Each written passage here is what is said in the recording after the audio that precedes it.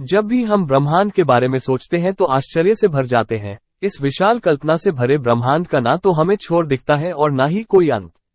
इसके बारे में बस हम सोच ही सकते हैं। पर वैज्ञानिक हम लोगों से अलग सोचते हैं। वे गणित और भौतिकी के सिद्धांतों के आधार पर काम करते हैं।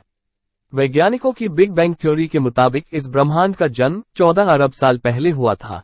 एक छोटे से बिंदु से ये फटा और ये इसके विस्फोट की ऊर्जा से इस ब्रह्मांड का जन्म हुआ। आज इस ब्रह्मांड में 200 अरब से ज्यादा आकाशगंगाएं हैं, तो हर आकाशगंगा में उतने ही तारे मौजूद हैं।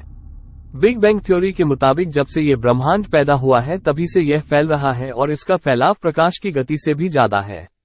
उदाहरण के लिए जैसे इस ब्रह्मांड का जन्म 14 अरब वर्ष पहले हुआ तो इस ब्रह्मांड का फैलाव भी 14 अरब प्रकाश वर्ष का ही होना चाहिए। पर वास्तव में इसका फैलाव 93 अरब वर्ष का है, जो प्रकाश की गति को चुनौती देता है। ताजा अनुमान कहते हैं कि ब्रह्मांड 93 अरब प्रकाश वर्ष चौड़ा है। प्रकाश वर्ष वो पैमाना है जिससे हम लंबी दूरियां नापते हैं। प्रकाश की रफ्तार बहुत तेज होती है। वो एक सेकंड में करीब 2 लाख किलोमीटर की दूरी तय कर लेता है।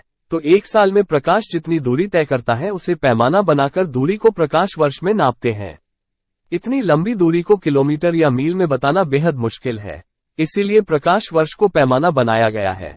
ब्रह्मांड में हमारी मिल्की वे आकाशगंगा जैसी बहुत सी आकाशगंगाएं हैं। ये कितनी है, इनका आकार कैसा है, इस बारे में बरसों से वैज्ञानिक कोई ठोस अंदाजा लगाने में जुटे हैं।